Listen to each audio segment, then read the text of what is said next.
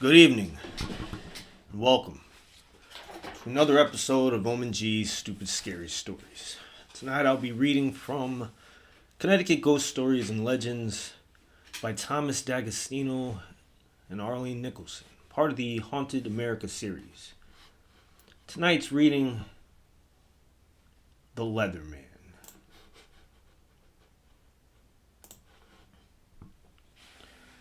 Connecticut is known as the land of steady habits. No character in the history of the Nutmeg State has been known to uphold that tradition more than the legendary folk hero called the Leatherman. No one really knew the actual identity of this famous vagabond who roamed the region from Connecticut to the Connecticut River and the Hudson in New York.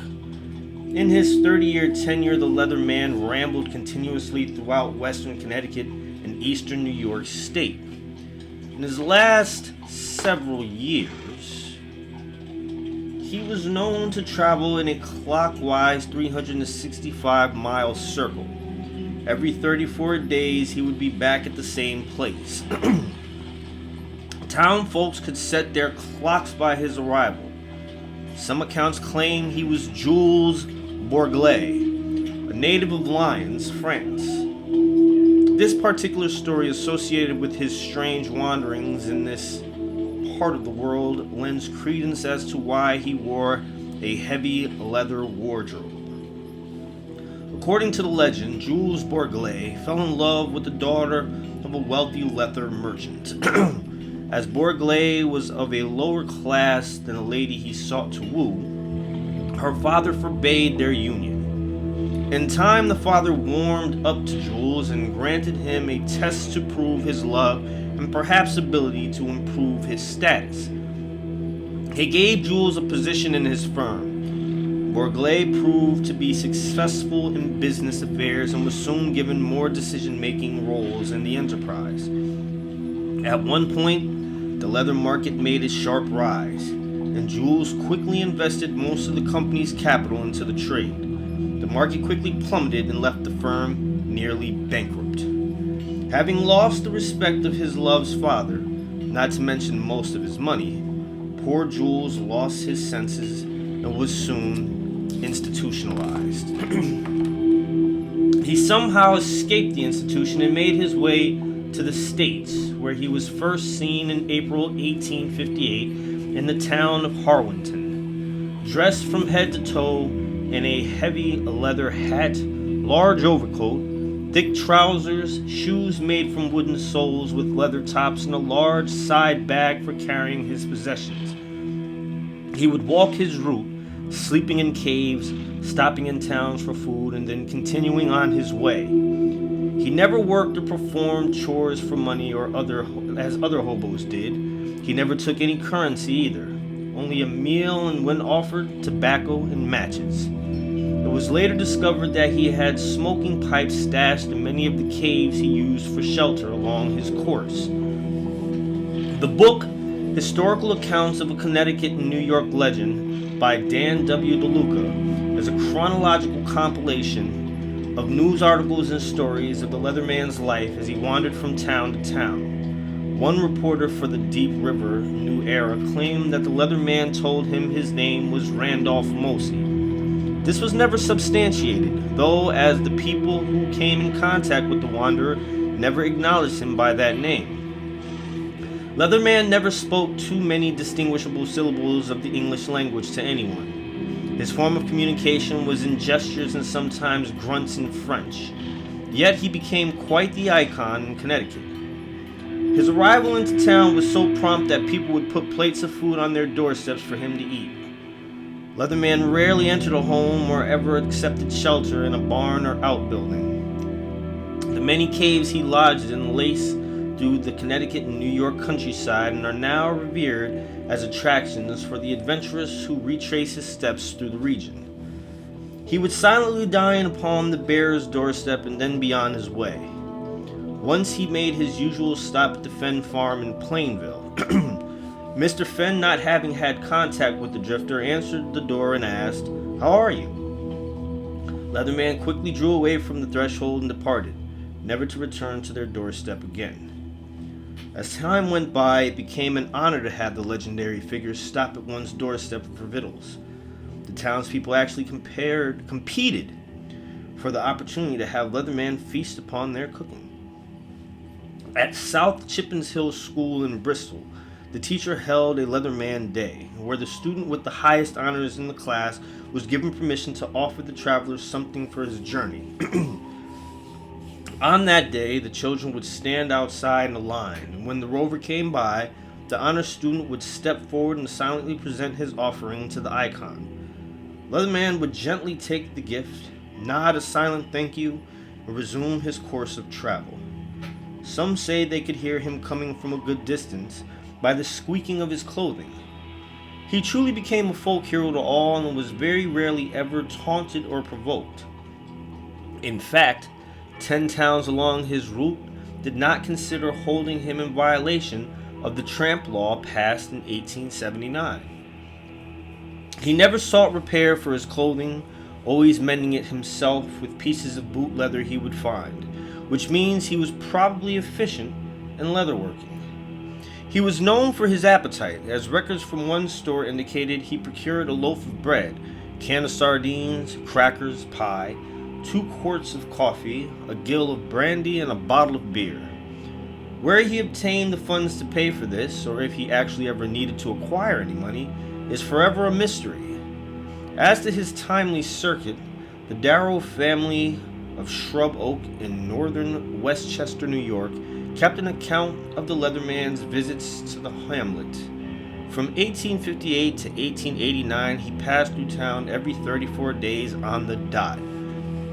This he did 360 times for 39 towns in his 30 years of roaming the countryside. In the winter of 1888, he was found freezing in the snow.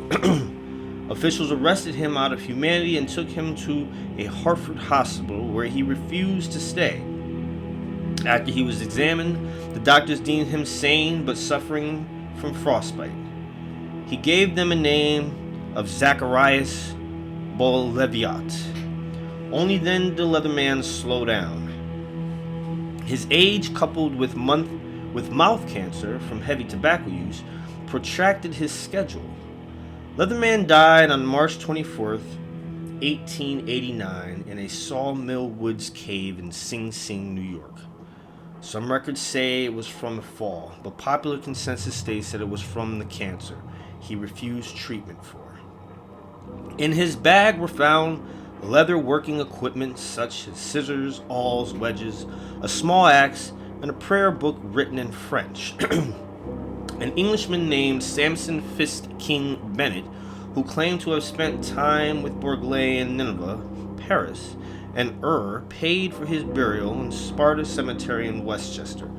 A post marked the burial site until the 1930s, when the Westchester Historical Society placed a proper stone over the grave. The stone reads, "Final resting place of Jules Bourgelat of Lyons, France, the Leatherman, who regularly walked a 365-mile route through Westchester in Connecticut from the Connecticut River to the Hudson, living in caves in the years 1858 to 1889. One of the first mysteries of this saga is that no one really knows who the Leatherman was. There is no record to indicate that he was a man named Jules Bourgelat or the other aliases he was known to be. In fact, most accounts lean toward the contrary. So who was he?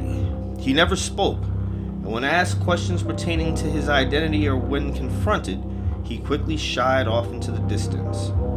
Another mystery is why he chose to wander the same circuit for so many years. Conceivably, it could have been for reasons of guaranteed handout. Those who knew him would feed him, and he had gained much respect from the towns he passed through. Why then did he always sleep outdoors and never once take the kind gesture of warm bed? These are among the many unanswered questions the Leatherman took to his grave. One more question is why this story appears in a book on haunts of Connecticut if he is buried in New York. The Leatherman actually spent most of his time in Connecticut, for one, but the other reason is far more interesting. Many of the caves he dwelled in are allegedly haunted by this tramp, especially the one in Watertown called Leatherman's Cave. Many still see the glow of his fire from the cave and have even heard inaudible grunts coming from the perimeter of the cave. Some have heard the creaking of leather pass by them as they stood near the entrance. His ghost has been reported there as well. Some claim to have seen a misty figure guarding the entrance of the fissure. This is not only the grotto where the Leatherman still makes his presence known. After his death, many believed he had left hidden treasure in some of his caves. Prospectors went in search of his shelters in hopes of finding the loot they believed was stashed away. This led the superstitious to believe that his ghost protected many of his shelters. In one case, Clematis Sorrel was searching the Sawmill Woods cave for lost treasure when a sudden eerie wind extinguished his torch. He then turned to see a glowing figure lighting a pile of kindling. The shade rose slowly and gave an angry motion to the frightened Sorrel to leave at once, which he did, barely touching the ground as he fled swiftly to the safety of his home, never looking back. There are many similar accounts among the crevices where the Leatherman slept, but after he had passed, many lookalikes began to flood the region, cashing in on the original's legendary status. Some even went as far north as Massachusetts. The following is from Leroy Foote's Caves in the Litchfield Hills, In Lure of Litchfield Hills magazine in December 1952. Considerable inquiry was made concerning him, and in time he became accepted for what he was, an itinerant who asked for food and wished to be left alone. His wishes were acceded to, but some residents, more curious than others, took the time to learn more about him. It was found that he had a circuit of 365 miles that he covered every 34 days and slept at night in caves. He traveled in a clockwise direction, never once retracing his steps. From Harwinton, his route took him to Bristol, Forestville, Southington, Kensington, Berlin, Middletown, and south along the westerly side of the Connecticut River to the shore towns, thence westerly to Westchester County in New York State, and without crossing the Hudson, turned easterly into Connecticut near Ball's Pond. From Danbury he went northerly to New Milford, to Roxbury, Woodbury, Watertown, Plymouth, and back to Harwinton, thus completing his cycle. Foote, who became infatuated with the mysterious character, researched and retraced the Leatherman's trail for many years, collecting artifacts owned by the legend along the way. Others have tried to piece together the puzzle of this enigmatic rover with very little success. His mission and true identity may forever be a lingering mystery in the annals of Connecticut history.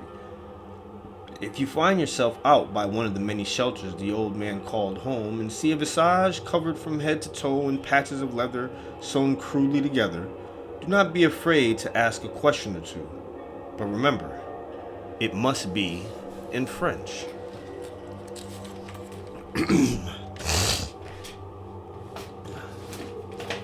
Pardon me, my throat's a little rough. The Leatherman. The Leatherman. Jules Bourglet. Or was he Jules Bourglet? The question remains to this day, or had remained to this day, one that many did not have the answer to. Pardon me one moment while I have a sip of my juice.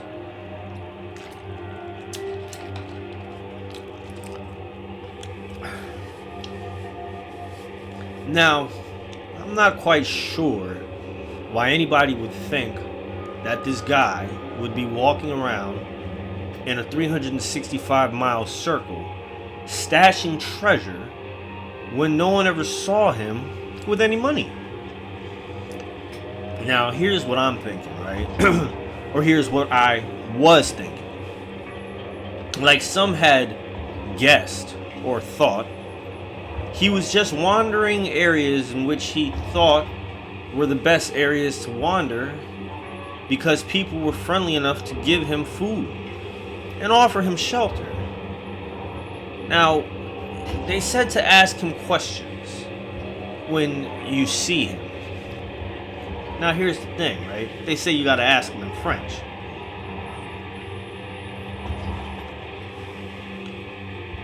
There's one thing that I've learned about old-time ghosts that have been around for like hundreds of years. They speak the language of where they haunt. Don't think for one second that this dude is still speaking French, because he wasn't and isn't speaking French. I happened to bump into him at one of these caves, that they said people went looking for treasure and he's guarding it, right? Now here's my thought process. As I approached the cave, I decided I was going to do something a little bit different than what I normally would do in a case like this. I figured, you know what? I'm going to walk this dude's, well, not walking, but I'm going to travel this dude's path the same way he traveled it, except much faster and without walking. And that's what I did. Now you're probably asking yourself, how did you do that? Well, made myself these little hover boots and shit, right? You know what I'm saying? Because I can do shit like that in my little workshop here. I've got skills. So I made my little hover boots, threw them on, and I decided to start his route like he did so many years ago. And here I am floating around. Now, let me tell you something. People were not all that inviting and hospitable to me. I'd stop by some of these houses that were supposedly on his route. I'd say, hey, I'm a dude with hover boots, don't have much money, and I'm hungry. Think maybe you could spare a nice warm meal, or a cold one. A bowl of cereal would be nice. I don't really care as long as it's some kind of food. Most of the time, what I would get is a get the fuck off my property, bum. You're not getting shit from us except for maybe some buckshot in your ass or a call to the cops. Oh, jeez.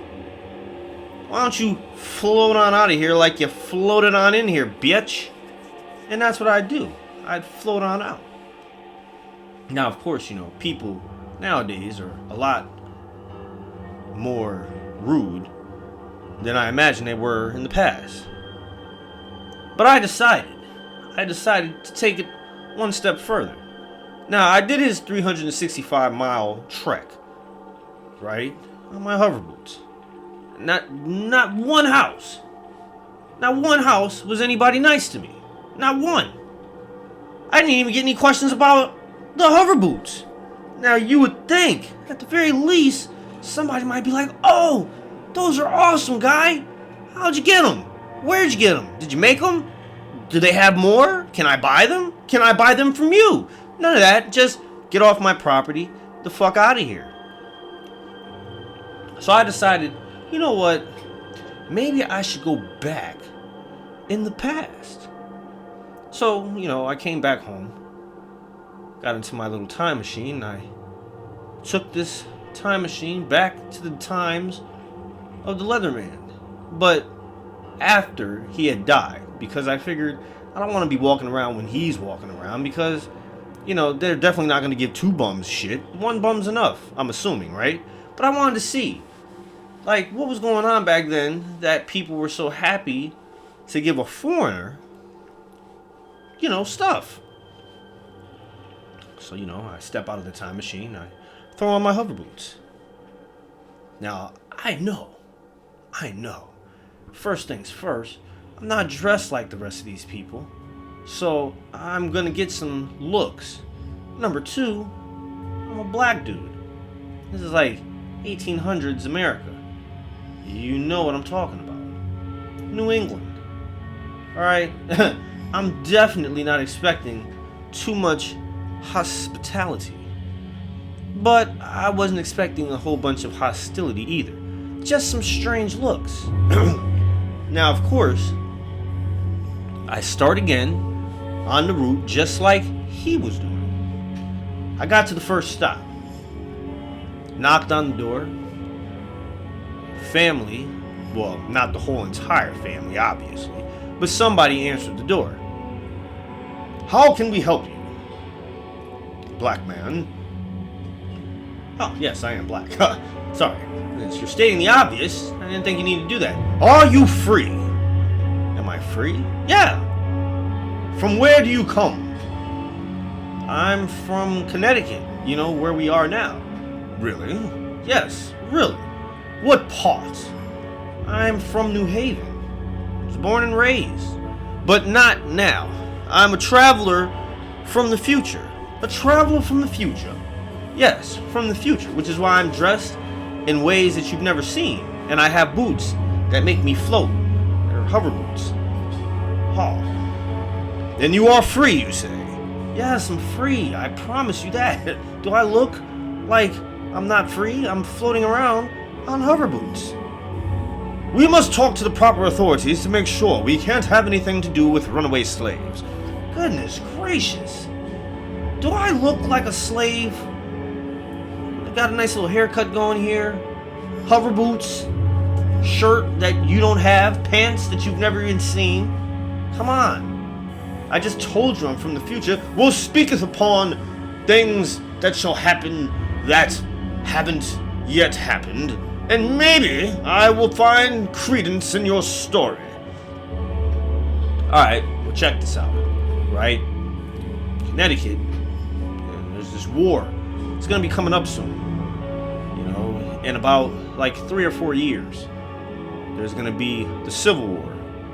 The South is going to go to war with the North because they want to secede and keep slavery going and all that other good shit. And Abraham Lincoln is going to reluctantly go to war with this country. Thousands are going to die. Thousands. And a lot of them are going to be from right here in Connecticut. There's a guy named, the southern dude. I don't remember his name right now off the top of my head right now because I'm trying to do some stuff. The Leatherman. Let me ask you about the Leatherman. The Leatherman. Yes, the Leatherman used to make his frequent stops here. He has passed on. They buried him in New York. Now let me ask you guys a question, if you don't mind. Do you mind? I guess not. As long as you're not going to ask us for food or shelter, you're fine with me. No, I'm not going to ask you for food or shelter. I've got some Doritos in my bag, and I've got drink. What is that? This is Minute Maid. A very tasty fruit punch beverage. It's red, like blood. But it doesn't taste like blood, it tastes like juice. It's fruit punch, like I just told you. Punch? What is this fruit punch? It's a whole bunch of different fruits mixed together into a juice, and they call it fruit punch. I don't know why they call it punch, to be honest with you. But that's what it is. This is just juice. Juice. Yes, like, if you squeeze a fruit and then that juice comes out of it, it makes a whole bunch of different... Why? I want to ask you questions. Stop asking me questions, man. I don't think I like your tone. He slammed the door in my face. Oh, well. So I floated off to the next house. Knocked on the door.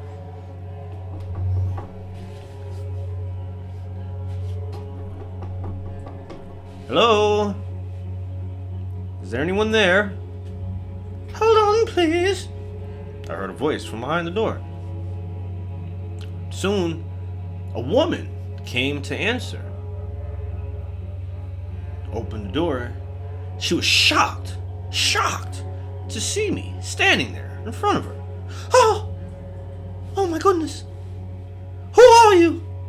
My name's Reese. I'm a traveler from the future. Also from Connecticut, New Haven area, near Yale University. Oh, really? Are you a free man? Yes. Why does everyone keep asking me this? We have a lot of non-free people running through here, seeking shelter. Although you don't look like any of them. Nope, I'm not like any of them. I'm from the future. That's why I have these boots that make me hover. See, look. What sorcery is this? It's not sorcery, it's technology. You guys will go through a technological advancement in a few years, and you'll understand some of these things. There's going to be cars and... Cars? Horseless carriages. Horseless carriages? What would be the point of a horseless carriage? By what will they be powered? By an internal combustion. What is with you guys and all these questions? I came here to ask questions of you, not the other way around. I don't think I like your tone. She slammed the door in my face. I'm 2 for 2, and not in a good way. Not getting any information from any of these people. Everybody just keeps slamming doors in my face. I'm not real happy about this. And I was thinking to myself, I should have probably brought Rosamel with me. Rosamul. But I didn't, because I had no idea that I was really going to travel into the past. It was kind of like a spur of the moment thing. I was just like, oh, travel back into the past, let's go, blah, blah, blah. Which is turning out to not be such a good idea.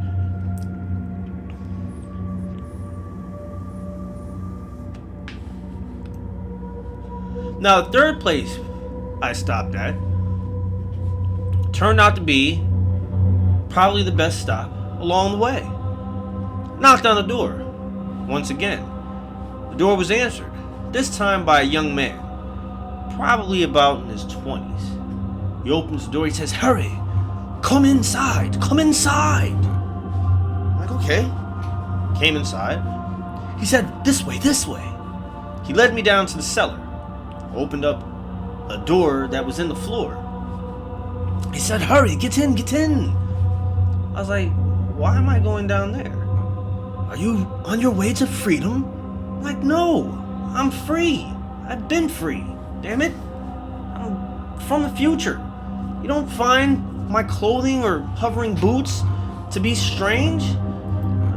God damn it. I'm a free man. I was born in Connecticut about 300 years from now, or less than 300 years, like more like 100 and some change. But that's not the point. That's not the point. The point is, I'm not getting in there.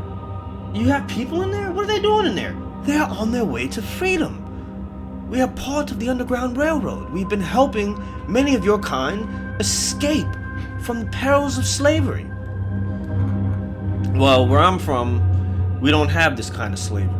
It's a different kind of slavery, and not just my kind are enslaved anymore. It's like everybody who's not in a certain socioeconomic state that is desirable to most. But what is with you guys and all the questions?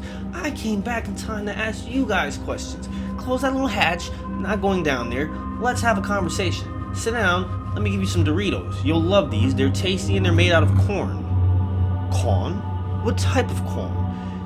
It's like ground up corn, and then they turn it into a chip, and then they sprinkle some cheesy, spicy stuff on it. Taste it, you'll love it. I gave him a Dorito. He chewed on it, crunched in his mouth. He was amazed, loved it. Tasty it was to him, and to me, of course, because, you know, I like sweet, spicy, chili Doritos. Anyway, so we sat down. Pulled from my bag another one of my future trinkets. You know, things that he would never have seen in his life. So he would understand that I'm from the future and I'm free and I don't need any of this help he's trying to give me. And so he'll stop with this and let me ask him questions. So I asked him some questions. I said, hey, listen, I'm here because I'm trying to find out about the Leatherman. The Leatherman. Yes, the Leatherman. He's passed away. Oh, excuse me. I know he passed away. I've read the story of him and found out that he used to travel these parts way back. Well, now he traveled these parts not too long ago here, but in my time it was a long time ago. So I'd like to know if you know who this guy was. Legend has it that he was a French leatherman. Well, I won't say leatherman, but a man in the field of leather. He had a business that went bad and he moved here. That's all I know. That's all you know? Yes. You know a name or like? Well, here's my main question. You guys have laws against people, you know, being bums. I don't know why you don't have them in the future. We don't have laws like that in the future. It's not illegal to be a bum. Not illegal to be a bum. No, it's not illegal to be a bum. What type of life do you live in the future? It's a very strange one. A lot of violence and shootings and stuff. But let's not talk about the future. Let me talk about what I want to talk about, which is why were you guys so nice to this other man? Like, what was the reason for giving a guy who spoke, from what I read, no English, food and shelter, but that he wouldn't take. None of you guys found that kind of strange? Well, I will say this, sir. Back when we first started to see this man, we would have great fortune. Those who would give him food would be blessed with bountiful fortune. Bountiful fortune like what? Luck. Our crops would grow bigger. Our monies would grow larger. Our bank accounts would be fat beyond belief. We attributed this to him. But you guys didn't find it strange that he wandered this same path for 30 fucking years. 30 years, I heard he wandered this path. What is that you smoke upon? Oh, it's an electronic pipe. It doesn't need flames. See, in the future, there's this thing called electricity. We have it, which is lights and stuff. We don't have to use flame for everything. And this is basically like a tobacco. All right, here you guys go with the questions again. Everybody that I keep coming to is asking a bunch of questions. I have questions. I want my questions answered. You answer my questions, and I'll answer all the questions that you want me to answer in a 5-minute span. Okay? So, 5 minutes? Yes, 5 minutes. What is 5 minutes? You know what 5 minutes is. Come on, don't fucking play dumb. I'm just joking with you. Anyway, listen. There was luck. Good fortune. This is why we did what we did. And did anything change after he stopped making these visits? Yes, as a matter of fact, they did. Really? Our crops began to die. Winters became harsher. My love died of dysentery. That's why I'm still here with my family and haven't moved on. That is sad.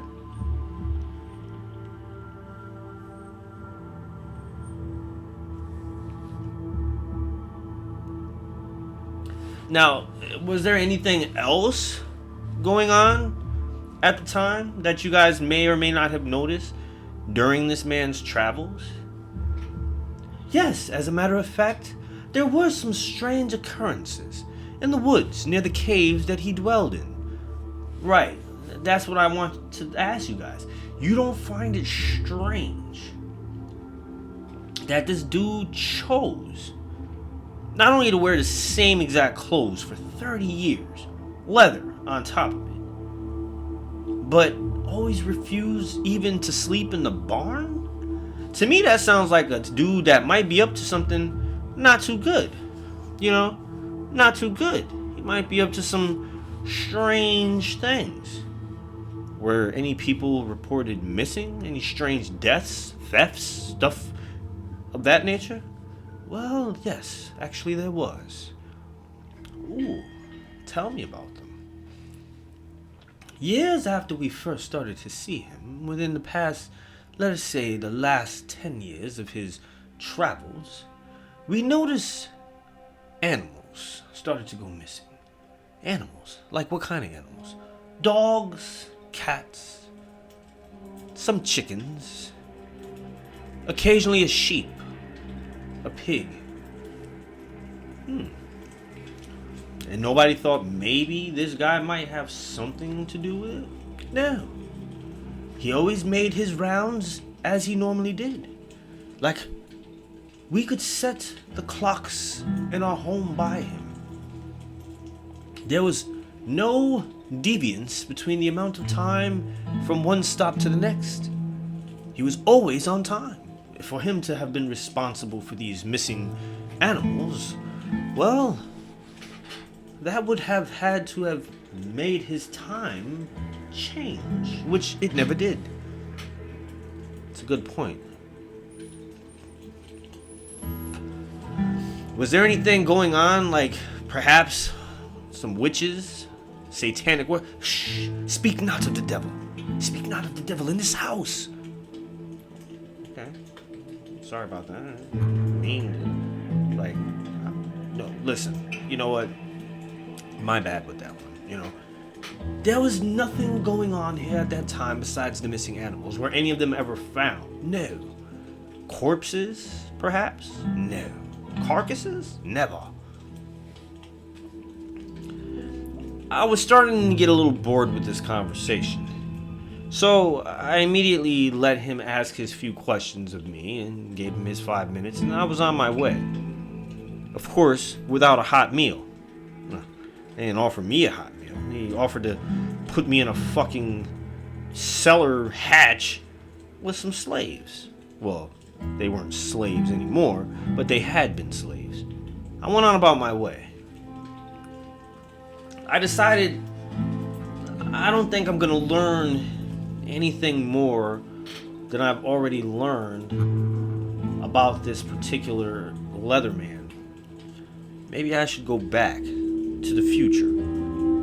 No resemblance to the movie, so please, whatever company owns Back to the Future, don't sue me over me saying Back to the Future, because what I was really doing was going back to the future. Not anything to do with your movie. Didn't have a DeLorean and shit and have to go 80 miles an hour down the road and get lightning struck and just no, I have a little box, I get in it, I press some buttons, and blam, here I am. In the future, where I belong.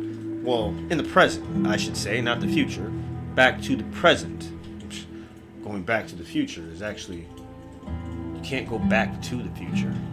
If you think about it, how could you? It's the future, so you can't go back to it. You can only go back to the present, right? I don't want to get confused with time travel and shit. I did that once before and I almost blew my brains out of my own head because it was just so confusing. Anyway, I went back to the present. Or now. And I asked Roswell if he knew anything about the Leatherman. The Leatherman? Yes, the Leatherman. Roswell, the Leatherman. You know, Leatherman? Leatherman. Yeah, I know about that guy. It's a weird guy. Weird guy? Weird how? Well, number one, he never said anything. There was nothing I could do to him to, like, fuck his shit up. You tried fucking his shit up? Yeah, I tried fucking his shit up. I knew him when he was in France. His name was Jules Bourglet. So he is Jules Bourglet. Oh yeah, he's Jules Bourglet. Now see, I fucked his life up there pretty bad, right? Fucked it all up. But what happened was I didn't expect for what happened inside of his mind to happen. Well, what happened? Well, you read the story, right? Shit, he was fucking wooing the goddamn leather guy's daughter, right? Leather guy trusted him, and I was like, yes, perfect opportunity for me to do some fucked up shit, right? So here I am. I'm some conglomerate of purchasing leather, right? So I'm buying a whole bunch of this shit, just making it seem as if, yeah, leather is really all in right now. Everybody wants leather. Yeah, jackets and coats and pants, shoes, hats, leather, right? So I'm buying it up. This guy decides, let's go all in. And he decides and tells his fucking future dad-in-law, or wannabe future dad-in-law, he's like, hey, listen, I've been selling a lot of leather. There's this guy, you know, he needs lots of it. We should invest in more leather. Now, the father was thinking about potentially going into tobacco. And, you know, he needed the money that he ended up putting into the whole leather thing. You know, and that's what he did. So he couldn't do the tobacco thing anymore. He missed that boat. And what ended up happening is I just, you know, disappeared. So that whole opportunity that he thought he had, he didn't really have it. So, you know, I just watched him start going crazy. The dad hated him and shit. He was like, fuck you, Jules. You ruined me and my family. And now you're broke. Get the fuck out of here. You're not fucking marrying my daughter. You're a piece of shit. And I'm gonna make sure everybody knows that. You're a jackass and you're an idiot. And don't let them ruin your fortune. You'll never work in this country again. You should leave. And that's what he did. He left. And he went to the United States of America. Now I'm thinking to myself, yes, this is perfect. This guy's gonna go to the United States and just be suffering. He's gonna suffer, he's gonna think about all that he's lost, he's gonna be sad, cry about it, and I'm just gonna follow him around and gain lots of delicious energy from his suffering. But that's not what happened. This guy actually starts wandering around as a fucking bum. And he loved it. I mean, he really loved it. He would get food. I mean, these fucking people would fucking feed him food. All from shelter. They didn't know this guy from a can of fucking paint. Or from a cow in their yard. You know what I mean? They didn't know him from shit. But here they are, offering this guy all types of shit. And what made it even worse is he didn't even speak fucking English. Well, he knew a few words, but he didn't really speak. And if anybody really spoke to him, he'd fucking just walk off. Rudely, without even saying goodbye. Just, turn around and leave. So I figured, you know what? I'm gonna make these people fuck him up. So I start stealing their livestock, pets, chickens and shit. Every time he'd come around, a couple days later, something would go missing. These people, not one time, thought about, this fucking Leatherman guy. They didn't know what his name was. So I even came to town one day, as a regular person. I took over somebody. I forget what his name was. It might have been Jim, James, John, or Jones. Yeah, Jones. Jim, James, John Jones. That's exactly what his name was. Jim, James, John Jones.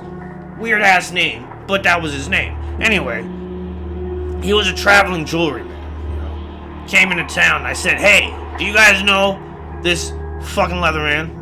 He's a goddamn serial killer. Serial killer, they said. Yeah, serial killer. He goes around killing people and he hides them in caves. Yeah, that's what he's doing. You guys, be careful of him. That's why he doesn't want to take shelter from you, because, he's murdering and killing folks, and, he doesn't want you to see, what he's doing. And then I left. Now, you would think that'd be enough to get a fucking bunch of old-time people going crazy, because, it's not like they had fucking radios and Google and shit back then. It's not like they could just Google the stories I'm telling them and shit. No. Usually people would believe it, but they didn't want to believe it. And I don't know why, and I was pretty pissed off about this shit. It's when I found out, this wandering jackass, Jules Berkeley, the Leatherman, right? He had made this deal with some angels and shit. He told them that he would walk this particular path for eternity, or until he died. And he would do so that the power of good could flourish. Through him, they would bless those people that were Christian-like. You know what I'm saying? Giving them food, offering them shelter, and shit. Unlike the people of Sodom and Gomorrah, these people were actually doing the right fucking thing. Which drove me crazy. I couldn't take it. I was fucking losing my mind. I had to leave. I found out the jackass died somewhere in New York and shit. And had actually done this, walking this path, for 30 fucking years. 30 fucking years. Got mouth cancer and shit. I gave it to him, I used to lace his tobacco with extra tobacco. And he'd be smoking it, chewing on it, shit, and eventually, I jumped in one of those pieces of tobacco, gave him the cancer of the mouth. Started rotting his jaw from the inside out, One day, finally, succumbed to fucking effects of the cancer, and he died. Of course, after that, people's blessings and such started to go downhill, because they didn't have this conduit from the angel that were blessing them and shit. That was not one of my best times in life of the demon, because it was the first time that I couldn't get some guy to, suffer after I stripped him of everything. I destroyed his whole life. He had to leave his home and everything. He never tried to find another woman. Nothing. He just reserved himself to being a fucking bum. I could see how that would be somewhat disturbing, Rosamund.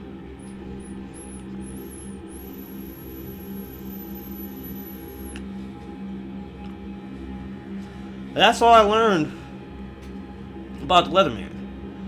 Needless to say, I was kind of disappointed. I was expecting tales of terror. I mean, when I first saw the headline, The Leatherman, I was thinking more along the lines of like, some type of ghost clad in leather, somewhat like, the suit that Eddie Murphy wore in that movie, Delirious. Like, a little tight leather suit, running around, like fucking some shit up. But that's not what I got. I got a guy who's actually a decent dude, walking around, just bringing tidings of blessings to people by being a bum. Didn't make for one of my best stories. Trust me. There wasn't a whole lot of funny shit that I could tell you about it. You know what I mean? Like, what's funny about that? Nothing. There's nothing funny about it. Nothing funny about it at all. I was quite upset. I was about as upset about it as Rosimul was upset about his lack of sustenance that he would get from a suffering soul.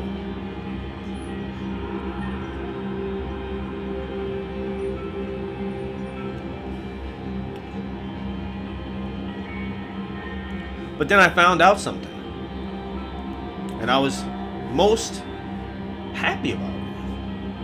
There was a dark side to this Leatherman. Oh yes, there was a dark side to this Leatherman. Rosimul, because he was bored with him and left, didn't know that there was a dark side to the Leatherman. See, I didn't give up right there. I was like, there's got to be more to this. There has to be more, right? So I did a little digging, a little research, went to some of these caves. I went specifically to the cave that supposedly his ghost protects the most, right? Because there's no way his ghost is going to be at every single cave at the same motherfucking time. It's just not possible. There's only one ghost. He fucking split himself into a whole bunch of pieces. There's ghosts, multiple ghosts out of one ghost. No, it doesn't work like that. I mean, it takes them a lot of energy just to manifest themselves in one place. How's this guy going to manifest himself in like probably 20 or 30 different places all at once? Not possible. So I went to the cave that he's supposed to guard, and he made himself known. I could hear the squeaking and clocking of wooden shoes, the squeaking of leather. I turned and I said, "Leatherman, is that you? Show yourself." He showed himself.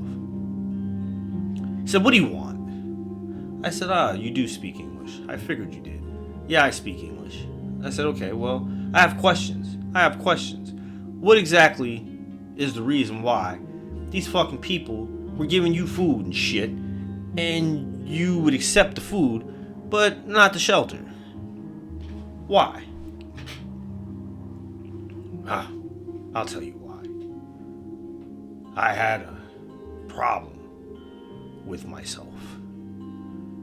I didn't trust myself anymore. I had lost all humanity. One day I came upon two young children in the woods, wandering near one of my caves. This cave, to be exact.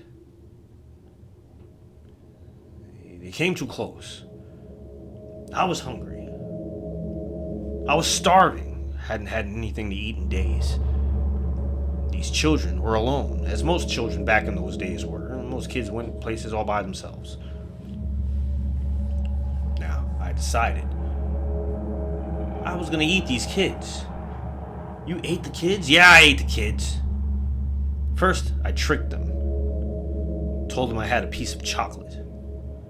They came and followed me. Into my cave, they did. I clubbed them both over the head with a club. Knocked them both out, unconscious.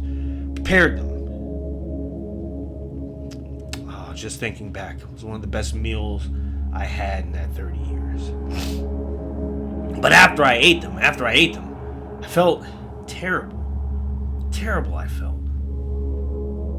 I prayed to God. I said, "Please, if you will allow me to repent and atone for my sins, I will walk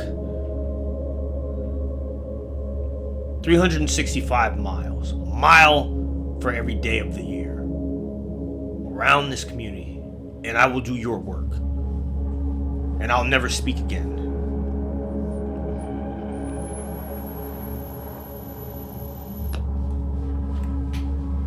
So you're an ex-cannibal, child killer, that then walked around to the same very communities that you cannibalized the children from and ate food from their houses. And that was your way of atoning for your sins? Of eating kids? And God was okay with that? Well, to a certain degree. And what was the degree? Well, I didn't go to jail or end up hung. True. But now I must wander this same path for eternity. In the same goddamn leather clothes I've been wearing since I was wearing them in the first place when I got here from France.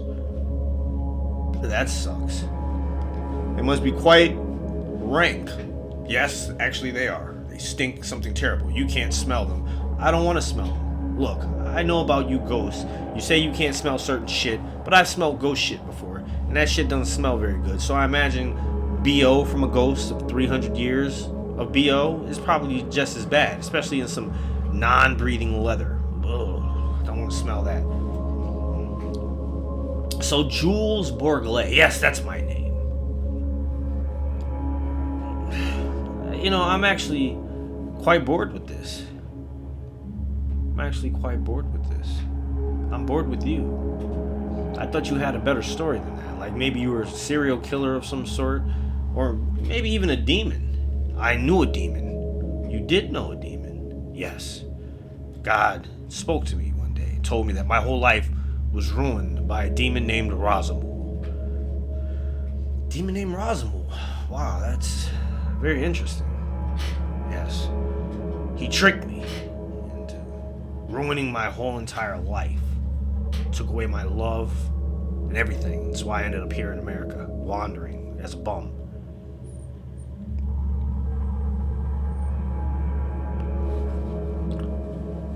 That's a sad story. But, like I said, I've grown bored with this. So I'm going to let you go back onto your little wandering and stuff. And, you know, you enjoy yourself. Or don't. Whichever one it is, you know, that you are doing. And I wish you the best. I shook his ghost hand and gave him a Dorito. Or two. And then I left. Like I said, I was quite disappointed. This one didn't turn out to be as great of a story as I thought it was going to be, so didn't really give me much to go on. I went back home, told Rosmal I seen him and shit. Told him about him eating 2 kids and shit.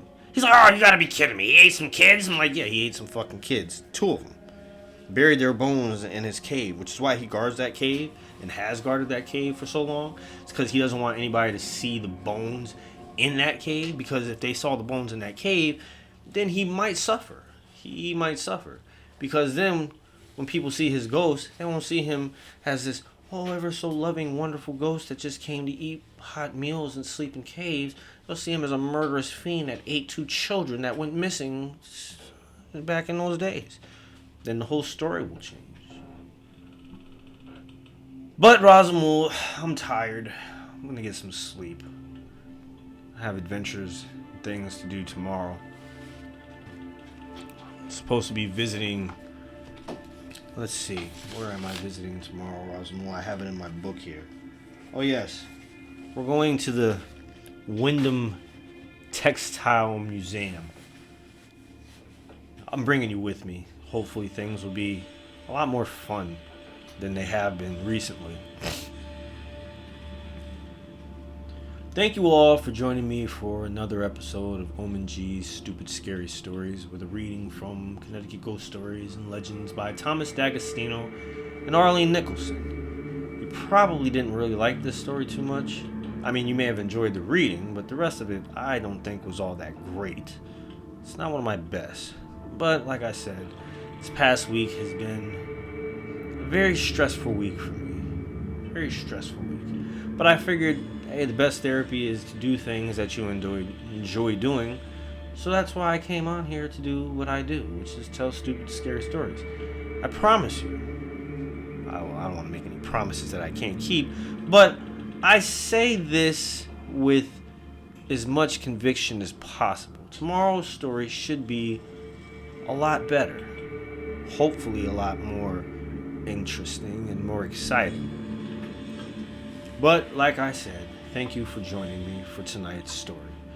If you like stupid scary stories or scary stories or funny stories or stories in general, well, go ahead and hit the subscribe button. If you happen to like this story, and I wouldn't be upset with you if you didn't, then hit a like. And if you want to be notified when I drop another one, like a deuce, then just hit the old notification icon and you'll be notified when I do so. Till next time, folks, have a great night. And remember, never put all your eggs in one basket. I kind of had a similar situation to the Leatherman where I thought everything was supposed to be going the way I thought it was supposed to be going. And last week I got some news that, well, things aren't going the way I want them to go. So, yeah, I kind of feel sort of like his pain. So take care of yourselves, everyone. Never put all your eggs in one basket. And when a bump comes along that knocks you down, just dust yourself off as best you can. Get back up and make your way forward. Because forward is the way to go if you want to conquer the past.